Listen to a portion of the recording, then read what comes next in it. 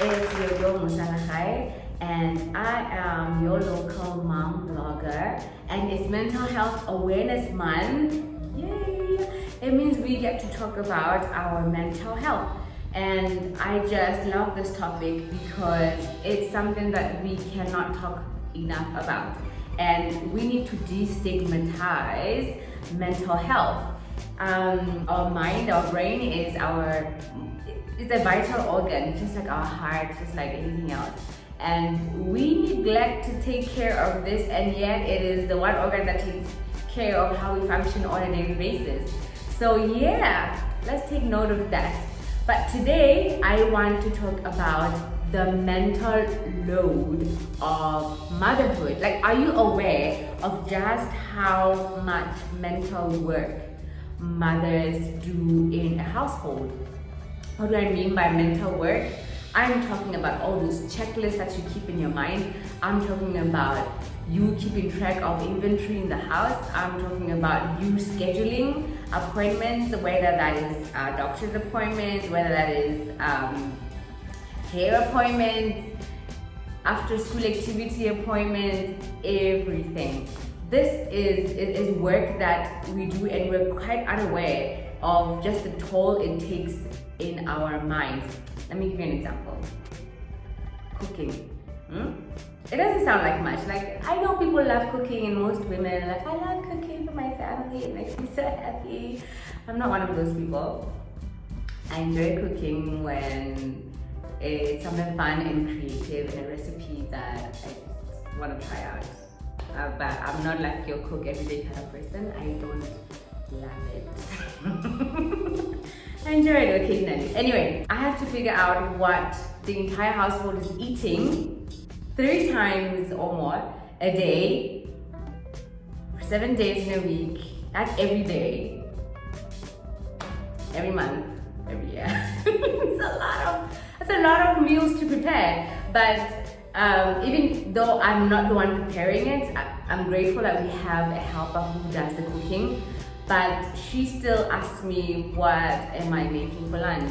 And I'm stuck. So what I decided to do is I came up with a schedule of menus for Monday up until Sunday. Breakfast, snacks, lunch, snacks, supper.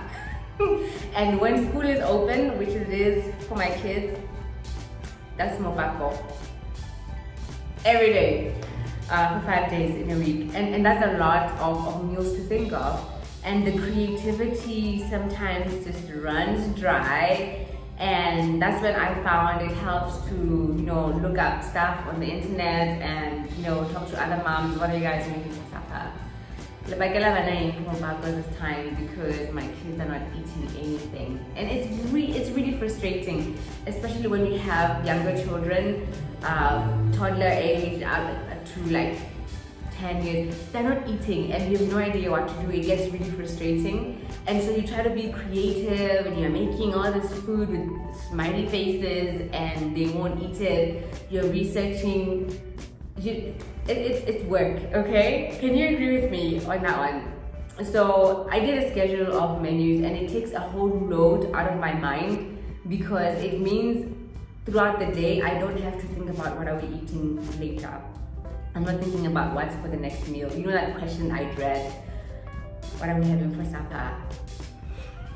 I don't know, okay? So I sat down one evening and just like came up with like stuff from the internet, like what to have, different ideas for at least a week. And so I went with that for a month. And my daughter was cool with that for some time because it was predictable. She's like, oh, I know what we're having. So that she's excited for it, or she will find ways to avoid it.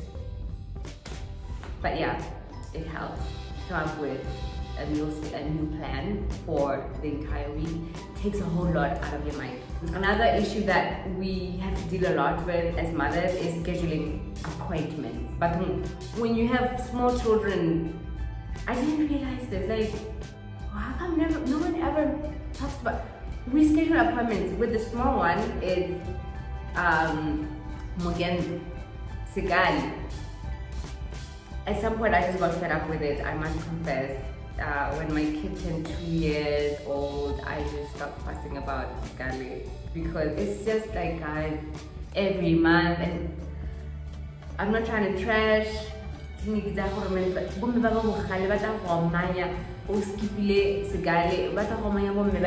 I actually came out of there crying because I came 3 days early. Yeah, and then I was thinking I'm making things easy for myself because I had something booked for that particular date that they had set. But no, you cannot come 3 days early, guys. You won.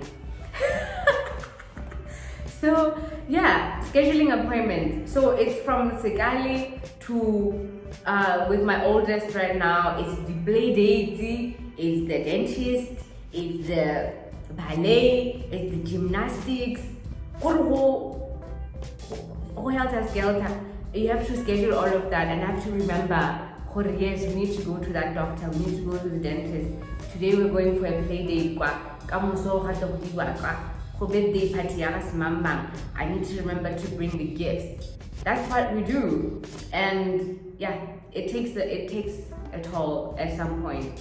Another thing that I've realized is a lot of mental work is dealing with everyone's emotional state in the house. I mean, you have a 2-year-old who's constantly experiencing big emotions and are melting down every 30 minutes or however long, or they're scratching their eyes out and they're just constantly breaking out fights, and you're constantly like trying to manage everyone's emotions, including the father, you know.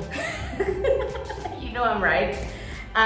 You're managing everyone's emotions, trying to get people not to kill each other. You're trying to help people with their meltdowns, and you are melting down and there's no one to help you regulate. And so you find like 5 minutes in the toilet to just but even in the toilet, guys, mommy, can I come in? I'm in the toilet.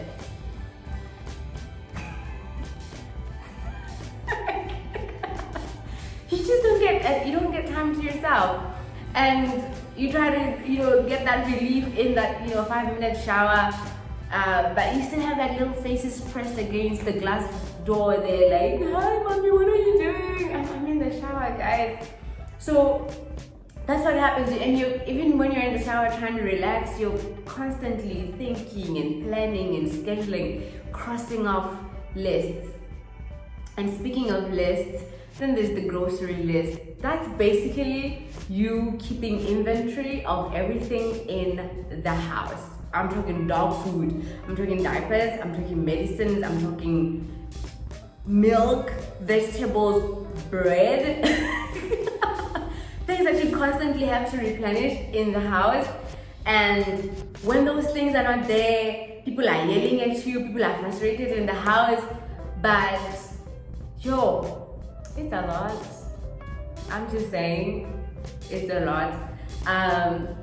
And that's why I feel as a mother, our brains don't switch off. Even when we try to go to sleep, you're going over the day and you realize, oh my goodness, I forgot just that one thing. And it drives you crazy, and that means you have to do it tomorrow or whatever. And imagine this is what you're doing. Imagine if you're a working mother and you already have stuff to deal with for work, but then there's this entire household where you have to remember every single thing for everybody all the time. All the time, people. So yeah, what do you think? I don't know. I'm happy to hear in the comments what you feel are some of the invisible mental work that you do as mothers that we need to watch out for.